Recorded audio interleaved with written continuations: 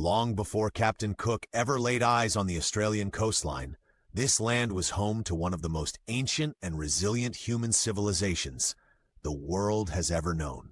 The Aboriginal peoples of Australia, numbering hundreds of nations, had occupied the continent for more than 65,000 years. This wasn't a primitive existence, as colonizers would later claim. It was a sophisticated system of land management, astronomy, spirituality, storytelling, and diplomacy.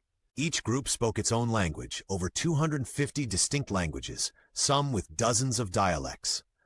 These weren't random tongues. They were vessels of knowledge, encoding deep environmental understanding, kinship laws, and oral histories that dated back to the Ice Age. Their connection to the land was not one of ownership, but of stewardship. They didn't farm it in the European sense, but they cultivated it, using controlled fire to regenerate forests, following seasonal cycles to harvest without depleting, and navigating vast trade routes across deserts and coasts. They had governance systems, intricate ceremonial laws, and dreamtime stories that mapped both spiritual and physical geography. The songlines, epic oral maps sung across generations, guided people across thousands of kilometers, telling them when to stop, what to eat, and which sites to respect. In places like Bujbim in Victoria, sophisticated stone aquaculture systems reveal permanent settlements that managed eel farming over generations, thousands of years before the Roman Empire even existed. But none of this fit the British definition of civilization.